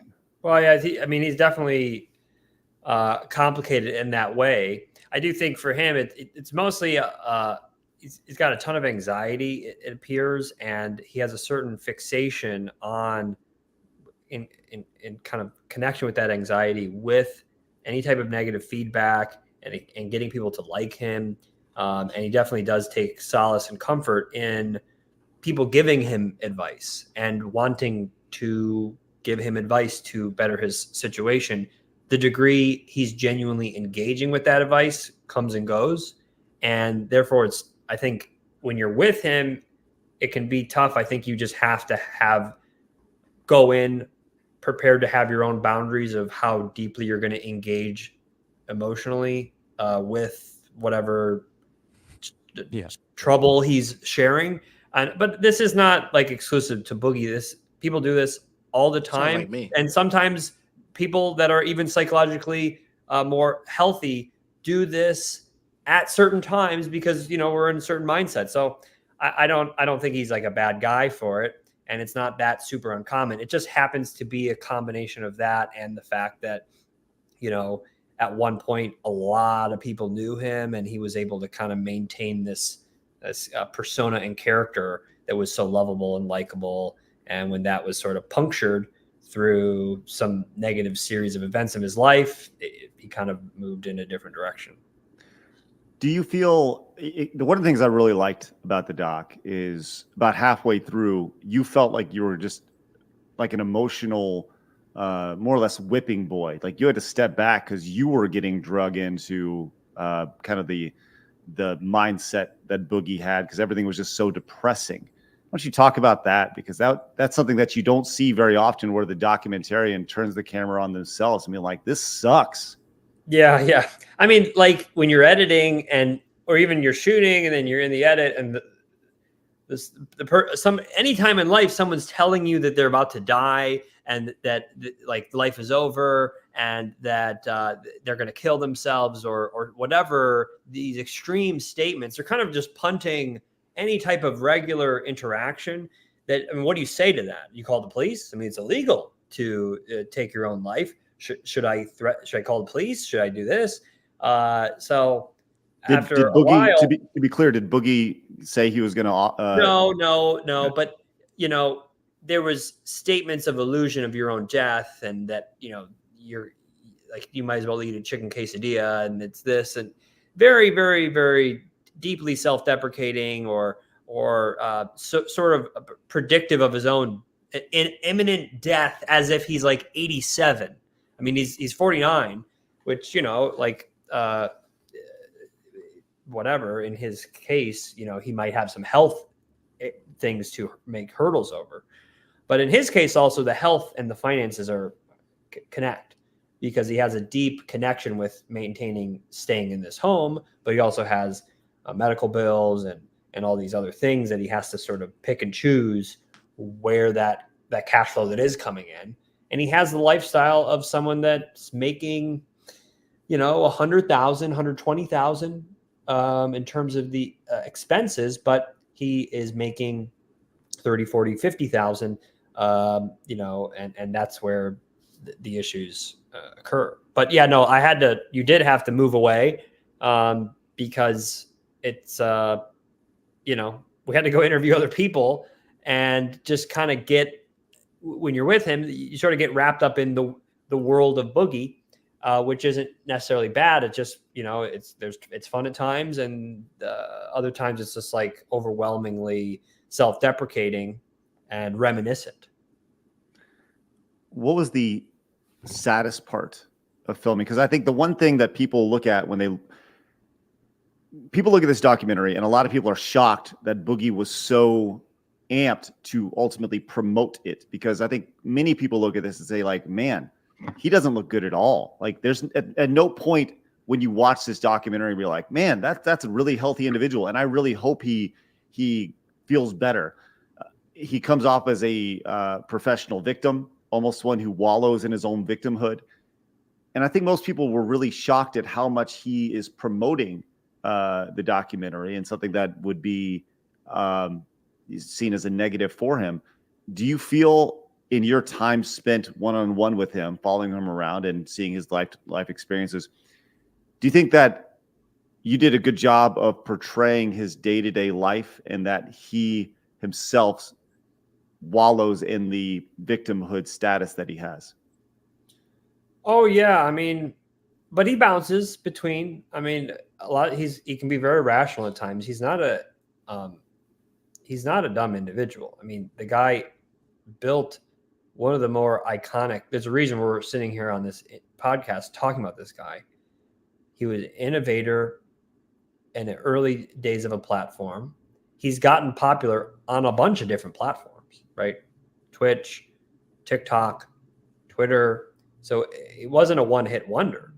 So the guy is focused to some extent on content output, and he does understand marketing and the internet, but it's just he has these intense, anxiety-filled fixations that cause him to become completely irrational and to focus on any type of negative feedback and try to then convince those people otherwise. And there's so much conversation when you're filming with him and hanging out with him about, I can make my comeback if I did this, right? And it's usually all these things that are about earning back people that don't like him, as opposed to making content that creates demand for that content, and therefore people like you from that, which is generally how people become liked on the internet or in general, is making a product that is associated with you.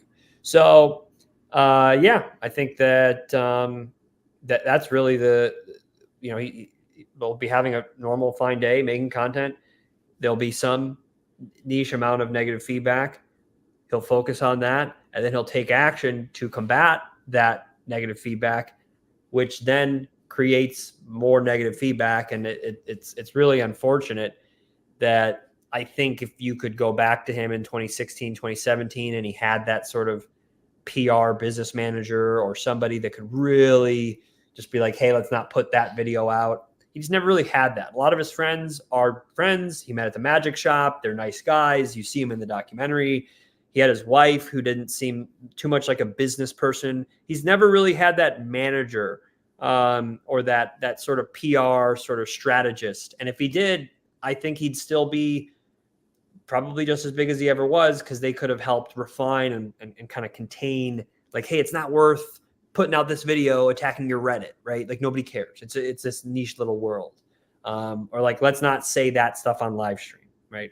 So there's a point in the documentary where he says that you suggested him getting a job. Number one, is that true?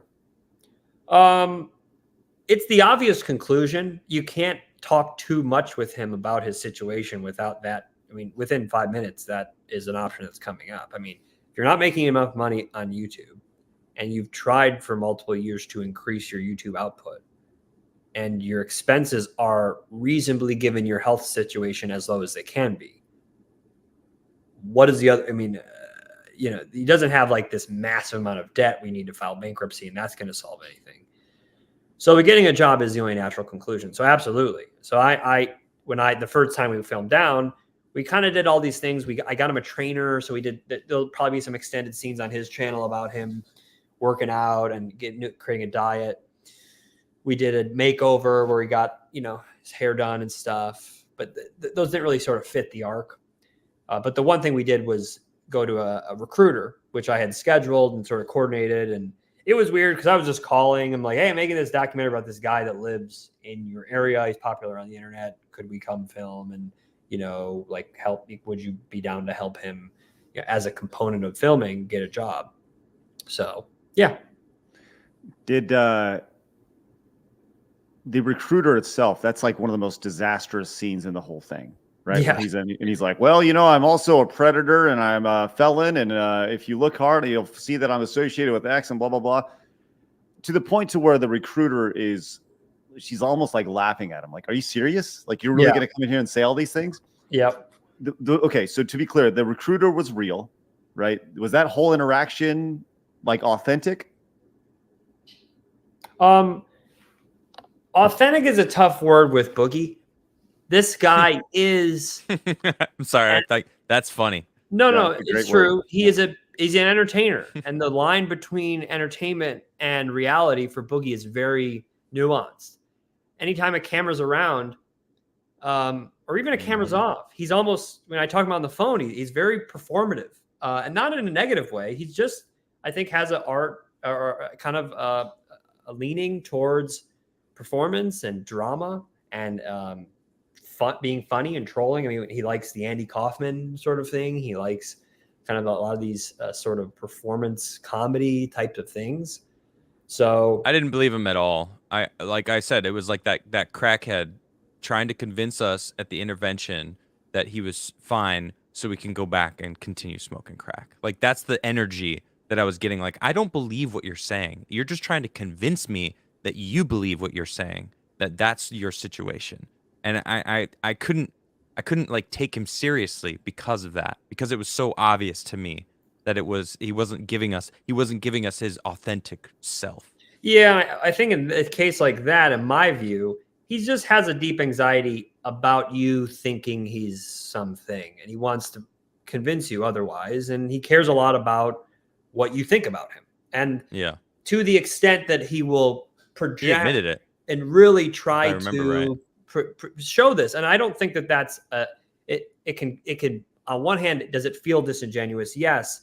I don't think it's disingenuous as much as it is someone that is really concerned about your opinion of them and really wants you to think that they've got it under control, even if they don't. And I think that 100%. I agree. It's more of a tragic situation than it is someone that's trying to deceive you, because he doesn't get anything out of it. I mean, other than you kind of going, "Oh, that's good, Boogie. A good thing you got you've got your mindset right." Like, what is he scam? Is he actually taking your money? And is he?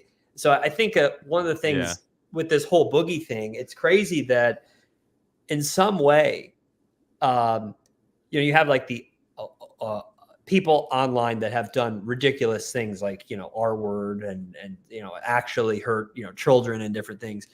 Boogie almost gets caught up with the same degree of negative feedback. You would have thought, based on the comments in the documentary and just in general, that Boogie was a pedophile or something, right? Or looks like one too. So. Right. Yeah, exactly. And he even has like sort of this thing, but at the end of the day, I think most of it with Boogie is just his own inability to process negative feedback and then not have to make that conversation with you where he's convincing you that he's not a bad guy. And that it's a really bad cycle if you're in the public eye, that you can't have someone make a negative video about you and then you spend a whole month of your channel focusing on that feedback. That's yeah. like spilling gas on your feet and lighting, throwing the match down. Like that's Yeah, that you kind of almost energy. have to give him a branch to like stop talking about it, right? Where you just take the because he's got good takes. He's got fun. He's funny. He's great to have conversation with. You go out to dinner with him. He's a very sociable, interesting person. It's just when he gets sort of fixated on these things. So that's why I think in some way, if he almost ever had a co-host or a manager or whatever, that someone just like, get him out of these sort of mental fixations, he could have continued to be a great broadcaster. But yeah, there was a, so after the job, just chaos, and the recruiter, he makes a phone call to you pretty much saying like, I got 4 million subscribers on YouTube. I got 4 million. I'm like one of the OGs. And he's kind of like propping himself up in his head. Do you feel that Boogie can still be successful on YouTube? Well, I do. I think that he'll always be legend, right? I mean, there's been so many things, even in the past 3 years, every 2-3 months, where he just goes, viral, at least on the platform. So even all the people, let's say it's a collective of 50 million people in the past 3 years that have genuinely watched deep view engagements on some type of Boogie takedown or Boogie whatever. It's probably in that number. They'll always check back every 3 to 6 months, right? So he'll always have a level of amount of people that he's so famous in the past decade that you'll all like, even if it's every 6 months, the total amount of people will always be able to pull 5,000 to 10,000 views. Will it be an income for him? More than $2,000-$3,000 a month? Maybe not. He might move into more. He might have to go find some way to go make a few grand on the side, and then YouTube can just be some type of small Supplement. business that he owns. But in terms of him becoming successful again, in terms of, let's say, even pulling 50K a video, I think he would have to be able to take this documentary hype and focus purely on fulfilling on his word of not focusing on drama and being able to maintain, just like the video he put out the other day. I think it was about some Spider-Man game and some analysis of some component of it. And if he could do that and focus on that, drop a video like that every 2 days, stay away from some of the, personal ramblings, maybe do that just like once a month or something. That's usually what went wrong. And I think he could probably maintain 20 to 30 to 40,000 views a video, which is probably enough to almost cover his current expenses, but he'd probably have to do a combination of moving out of the house, maybe getting an extra roommate that could pay for some things. Maybe his girlfriend could work and provide some income, and a combination of that, and maybe like adding in a supplemental way to sell some magic cards on the side, flipping or doing some things. He could have a nice life.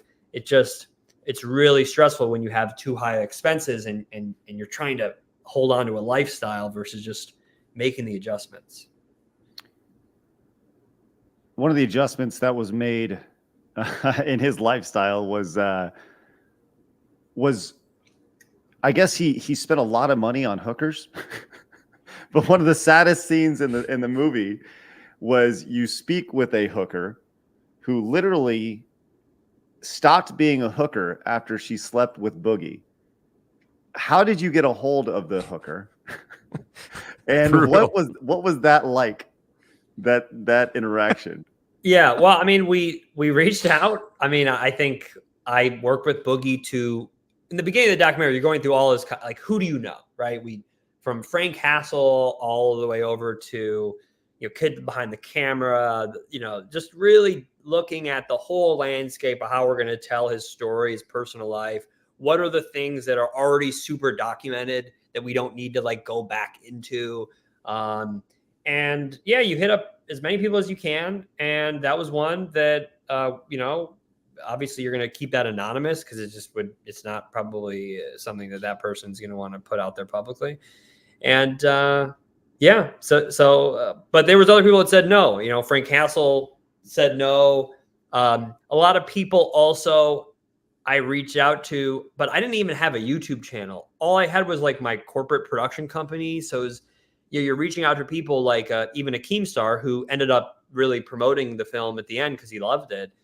I couldn't get a Keemstar interview because it's like, who's this random dude emailing me with no YouTube channel? He's making like a documentary. How good is it going to be? Whatever. Mm-hmm. So we just kind of had to get who we could get. And outside of that, and then his friends, there really wasn't any other interviews. If we were to do this again, I think I could get probably better access because I think people can now see the type of product that's being made. Oh, sure.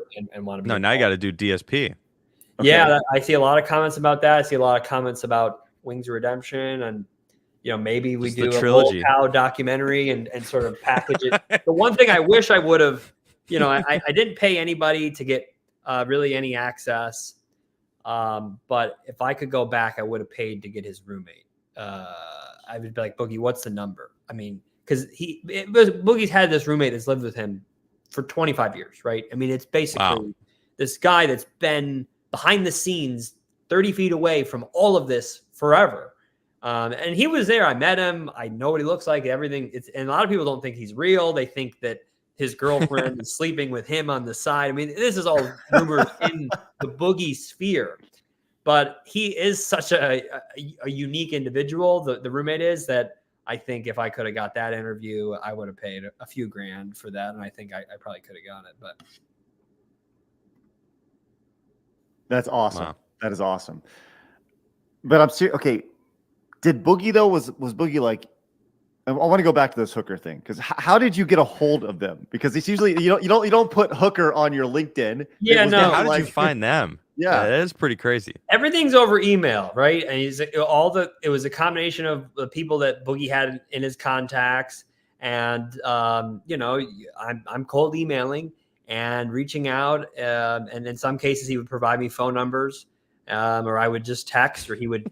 There were some people or some situations he would make a group text, or some it's like, hey, just reach out. They don't really like me. Like in the case of Frank Castle, I did a DM, but yeah, cold email, texting.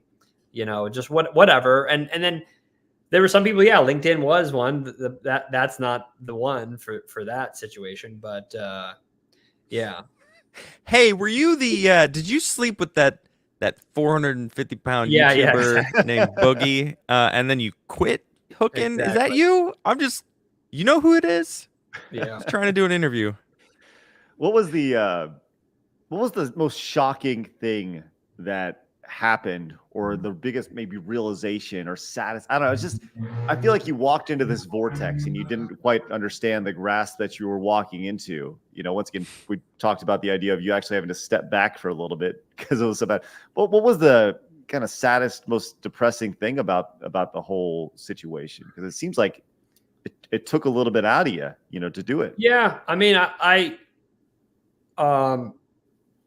definitely get, at least for people I know in my life, like I'm pretty obsessed with my own financial situation. I mean, I get super stressed and I have anxiety about different things. And whenever I meet someone and I start to, know them a bit, and I start to learn about how they spend their money, and I know it's either being irrational, maybe holding on to certain expenses that are irrational to the extent that it's a consistent topic we're talking about. That's where it was really stressful. Just knowing we're driving around filming scenes, in the back of my head, I'm like, this dude should be live streaming right now and making $100 tonight because he's got $400 in his bank. And it is a tough thing to sort of balance, where there's only so much you can say to somebody and they'll only take a certain amount of action based on that. And Man, maybe you shouldn't do DSP then. Yeah. 'Cause- Yeah. It's oh man, Yeah. I'm having PTSD right now from that interview. Yeah. So, Holy shit. but outside of that, I think the girlfriend thing was an obvious conflicting thing, right? Because you're like, oh, great. I mean, he's got someone to share this with. He means life is fucked, but he can share life with someone that understands his life is fucked. And it's nice to know that there's someone that loves someone in that type of situation, right? That makes you feel good. But then on the other side, you're like, well, is this a genuine connection, or is this trauma-oriented, clashing of two people on the psychological fringe that ultimately won't be able to sustain this degree of intense love expression. So, and when you're watching it, you're looking for clues of like, well, does this person have borderline personality disorder? Is this someone that's going to be able to sustain this type of interest? There's a big age gap. What is that? How does that play into it? Is she manipulating him? Is he manipulating her? Are they both manipulating each other? It's really conflicting to be happy for him, because then there's this relationship that you're trying to process. What was your thoughts on that? Because you talk about the idea of processing. You clearly have a guy who's damaged. You have a girl who very clearly has daddy issues, didn't have a daddy, right? And it just seems like that's also a disaster waiting to happen. And obviously you hope it works out. I actually had the opportunity to meet them both in person about a month ago. And they both seem nice. But I wasn't sure if it was a bit or if it was real, if she was playing a character in the Boogie story or if it was authentic or not. And that's the one thing I couldn't pick up. And I don't know, were you able to detect anything in there? I mean, whether it's it's definitely genuine. There's like she'd have to be a very, very skilled actress and they are spending all their time together and living together, and I don't think anyone's that much of a character actor that would go through with that. With her, it's tough. I mean, she's 20 or what was she? 21? I forget. 29, 28 years difference between the two. Yeah, 29. So she's 20 or something. Or not? She's 19, right? Or I forget. But whatever it is. Wait, who is this? This is his girlfriend. This is her first boyfriend, right? And Boogie is. Yes, Fert's boyfriend. And there's a video on his channel that he dropped probably 3-4 days ago that was her full kind of solo interview, uncut, basically uncut. So it kind of gives you more clues into kind of her situation. But the interesting thing with her, I think, she basically became enamored with him very quickly, right? They connected over Instagram. They started, Snapchatting. They met up, and I think she said on the, a few calls in, she's like, "You're my soulmate," right? And when you take something like that with someone that's never had a relationship, that someone to some extent has a little bit of difficulty expressing the specific reasons why they're feeling this connection, it's not shocking that people would make the inference of borderline personality disorder. This is where you create a favorite person, right? And it's you fear abandonment, you fear being alone, and you meet this person and they're perfect to you, right? And because you treat them with this degree of love bombing that so they won't leave you, and you give them this, you put them on a pedestal, and everything's great in that phase. And then you have Boogie, who's sitting on the other side, convincing her that he is exactly that person that deserves that type of admiration or yes, obsession. And perhaps we're all amateur psychologists here, but true, yeah, I'm certainly not a professional. Yeah, but I think also in the case of Boogie, you're in this position where finally someone's treating me with this level of respect, and it's a perfect storm. I'm perfect, and so they kind of fit in that way. And what may happen if this is the case of this, and it's not black and white, like they have this disorder or they don't, and there can be variations and ways things can work through. But if for this girl, that when that sort of cycle drops of that love bombing, and he does maybe something wrong that clues her in to this guy is pops the bubble, perfect ideation that I had, she'll then retreat, and then because she fears abandonment, she'll actually abandon him because she's convinced that he will abandon her. Now, I didn't actually see, in my view, so many clues of that. I do think that they both might have a soft version of that where it's not so black and white and that it's going to end in some negative thing. I do think that it will at some point not be as good as it is right now for them. And if they're able to work through that and both, but for her, this is her first relationship and she's going to need to be able to see if she can circumnavigate the times that she's not going to like him as much.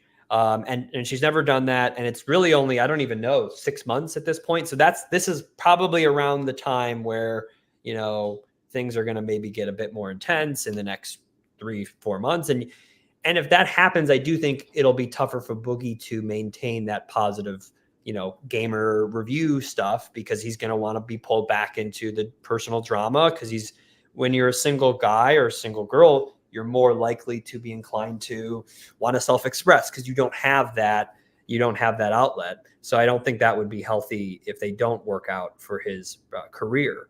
But I do think I give it a 30% chance this thing does like just be a long-term success. So I wouldn't rule it out, but we'll see. 30% chance. It's like it's always like you have a 30% chance of rain today. You're like, well, probably not going to rain. Yeah. I mean, most relationships don't work out. I think 30% long-term success is a pretty high, in my view, of something working out. I would say for the rest of his life. So, you know, love it. Wow. All right, so Adam, you have anything? Anything you want to? No, I don't want to go further in than we've already gone. I think. Well, I'll just say you clearly have a very smart head on your shoulders where you can observe, and you've made obviously some great observations about his life. And I'll tell you what, I was not interested in watching this documentary at all, like zero interest, because you know we did that interview and I was just like, I didn't know anything about him before. I learned what I learned from the interview and I haven't delved since. So when I heard that you were going to be on the show, I was like, all right, that'll be interesting, you know, to hear about it. But after hearing your take on him and kind of seeing the way that your brain works, I'm actually kind of interested in seeing this documentary now. But not because of Boogie, you know, because of you, because of the way that you seem to like see the whole picture of it. So you've actually convinced me that I'm interested in your documentary. Well, I appreciate that. Yeah, I appreciate that. And it for me, I literally went into it with the mindset of let's just have as much fun as possible, make for no reason the highest end, coolest, most interesting thing I could make, even it cost me way more than I will make back, and just have fun with it. And I hope people enjoy it. That's why I made it for fun. Well, yeah. you set now I really want you to do a DSP, DSP documentary. I was gonna say, so you set the standard very high, the bar very high, and that natural, the holy grail will ultimately be Dark Side Phil, right? And I'll tell you this right now. I'll shoot an intro email. I'll gladly shoot an intro email. I would love to see that back in because there Does are he so answer many your people. emails anymore, Craig? I haven't sent him one in 6 months, but Okay. But I will gladly send that intro email if you are interested in tackling the beast that is Dark Side Phil, because we spent 5 hours with him, but we barely started peeling back that onion, and there's so much there. And oh my God, that'd be. You want to talk about like 1 million views? No. We're talking like 10. Like, put it on pay-per-view, man. Put it on pay-per-view, and people will buy it. I will highly consider it. I will definitely take a conversation with him and at least, you know, vibe out. The one thing I will say about Boogie is Boogie was 100% down, and a lot of other things or people or access points I've talked to, people, they have an agenda or they've got certain things. I think, you know, one thing that you want to give to Boogie is whatever shit people might want to talk about him. He let this thing happen and took it on the chin for what it is. And you got to commend him for that. But we'll see if Dark Side Phil has what it takes. So, Well, I'll say this. He does not. Okay. Maybe I can get him. We'll see. Yeah, that's a fact. Great question though in the chat. Did you ever get the $14 back for buying Boogie food in the documentary? I don't know. I don't know if That I means did. that In means fact, no. Yeah, that's a I might have to That's shoot a a negative. Venmo. I have to shoot a Venmo request. Thanks for reminding. Well, Good look, luck. man, we sir. appreciate you popping in today, Mike. You're a stud. You are going to be ridiculously successful at these documentaries. I encourage everyone to go watch The Dark, Sad Life of Boogie 2988. I think we just put this entire section with you up as a standalone interview, Blabs, because this is really, really great. A lot of great questions and answers. Is there anything that you want to add about your experience with Boogie and this documentary process before we say goodbye? I would say, it's just I'm so appreciative of all the comments, and anytime you're like, this is Netflix quality, and it's so fun. I mean, I spent a decade making training videos for some manufacturer in Illinois to train how to put ball bearings on a piece of rubber, and to go and which is fine. And I have a company that does that, and I love that company, and I do other things.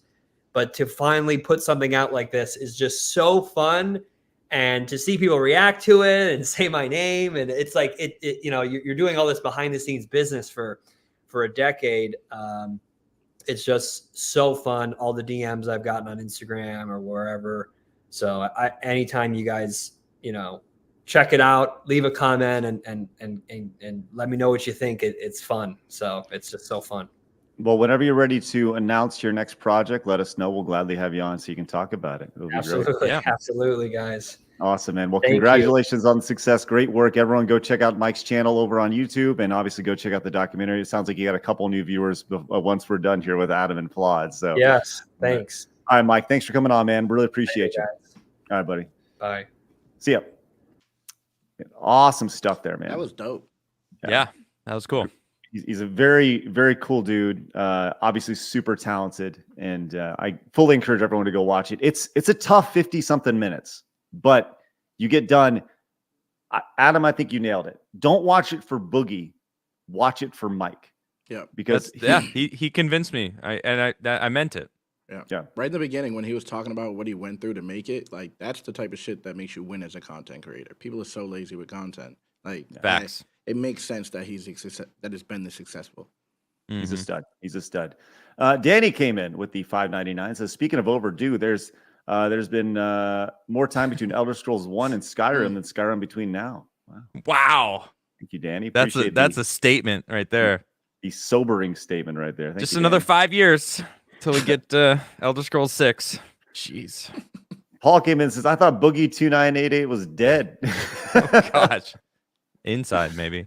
And Blake came in and says 30%. So you're saying there's a chance. Let's go, Blake. And then Orthodox Monks came in. Blabs, read it off, the movie quote of the day. Well, hello, Mr. Fancy Pants. I got news for you, pal. You ain't leading but two things right now, Jack and shit, and Jack left town. Ash, Army of Darkness. There you You go. should do voiceovers. You have a good voice. No, I don't. I have a mosquito No, voice. you have like a voice Thank that you. would fit Thank you, well on a Blabs. character, I think. I like Blab. She's a realist. I mean, It's like, dude, I am like a minion Watch. mated with a mosquito sound. that's gonna be your ultimate voice. career. You're gonna be You a know, voiceover actor. there's not a lot out there though. You know, you got a niche though, right? You do. You gotta just You can just I use don't your know what regular that voice. was. You ain't gotta do all that. Our boy that is a Zeltroid regular. Zeltroid came in with the 5, says, just jumped in. I'll definitely be watching the replay. So who did the panel cast as Link and Zelda? We didn't Nobody really knows. Yeah, we get didn't into cast. that. Nobody knows. I said Ryan I think it's Reynolds. too I early. did actually cast. Did you? Because he's good at Ryan everything. Reynolds? Yeah. I think I- they I should want cast nobodies. unknown people. Yeah, exactly. Unknown. Blabs right here. Okay. Bring it in. Other side, there it is. All the way. There it is. All right. As Zelda or Link? Sure. Blab's going to be cast as the non-binary Link going after and trying to, Oh God. try to fight for feminist Zelda. Yep. Bowser's Fury says, hard to process Boogie getting more pussy than me. Wow. Damn. Oh, Can you man. even get to that? Never mind. I don't want to know. I No, do no, want to know, I don't want to know. but I don't want to see it. But I Yikes. do want to know. Do you Yes. really want to know? I mean, Because I always wondered since I you was a gotta kid, like how lift does it up Oh, work? it's and like Phil no, Collins never over mind. there. No, sorry, never mind. Can You you just show climb in like a me? cave. Like Oh, just the God. fact that a hooker quit hooking after I having sex know. with him is like the saddest Dude, thing in the world. I was trying so hard not to like crack up laughing Bro, when he said I that. couldn't help it. It's That so shit's fucking crazy. funny. That's Great, man. crazy. And then King Deplorables in chat. I'm sorry, I have to bring this comment up. King Deplorables goes, "Well, at least Boogie helped somebody." Yeah, I It's a It was perfect so response. good. He did technically. Oh man. my gosh, so She's funny. gonna live a fulfilling Oh my life. God. Yeah. know. just righting the ship of the hooker whore over here. That's Yeah. good. You should sleep with all Correcting the her hookers. life. God, that's awesome. Oh, Wheel into wow. Life with Brian came in and says Dan Hauser and Laszlo Jones left Rockstar. I'm not excited about Laszlo? GTA, and they killed Red Dead 2 Online. Yes, they did. Laszlo was good on Chatterbox. It's really sad. Are those their? I don't really know anything about Rockstar Games or who's in their company. So is that like the original squad? I think he. Dan I Hauser don't and know Laszlo Jones. if it's like a person who's named after someone in the company, but on like GTA 3 on the radio on Chatterbox, the host name is Laszlo, and he's just Oh yeah, Laszlo. Yeah. Okay, that sounds right. I know that. Yeah. From the radio I stations. didn't know he left. All right. Yeah, I don't know. Laz, we got any memes today? Sort of. I'll pull it up for you. Boop, boop, boop, boop. Bingo. Okay, let's go to them. So first we have this one right here. Craig's Xmas balls. There you go. What, I don't get it. that I don't know what's blood on going the on bottom? here. Are you bleeding? It looks like a strip joint. Oh, okay. But what am I? Arms? Yeah, I don't know. I don't know. I don't Right, really man. understand this. Is he supposed to be Chef from South Park? Is it- Maybe. Maybe that's what it is. I don't know. I don't know. But then we have this. Now this isn't a. Ooh, this suck is 'em. pretty Oh, cool. Put him in my mouth and suck 'em. Suck 'em. Bam, bam, bam. Sorry. What Love just it. happened? Anyway. So then we have this. Look We're at bonding this. over South Park, okay? Look Oh, at that's this. fire. this Isn't is that absolutely cool? adorable. Side That is scrollers. Fire. And it's Craig. Who did this? This is Audi. Oh my CTO. gosh. Wow, bro. And he says, W. first day I'm This going is to play in- once I this get is my insane. SNES in the mail. And Yeah. it says, dislodge the giant stick that's in the video game industry's ass one show at a time. Look You at it. gotta It's go. Craig on Like Yoshi. Oh my gosh, that this is printed, bro. amazing. I gotta go on the Wow. I'm retweeting this fast. Boom. Me too. Yo, holy cow. That's So- amazing. Yes, and Audico actually reached out via email, and I saw this a couple days ago, and I have yet to get back to Audico. But hey, genuinely, thank you. That is outstanding, and Fire. we will definitely find a way to work together. That may be the coolest fan art Yeah. I've ever seen. I agree. I'm not Wow. joking. That's It's awesome. pretty cool. Yeah. That, you know what? That beats Soy Jesus birthing a baby Tim Pool out of a bean. I didn't see that. Well, I don't even know what That's that crazy. was. Oh, you guys want to What? see it? That's fucking crazy. Do we? Yeah, have sure. it? Hold on. Where is it? Wow. No, where is it? Shit, where did I put that? You got it printed out? No, Uh, someone sent it in.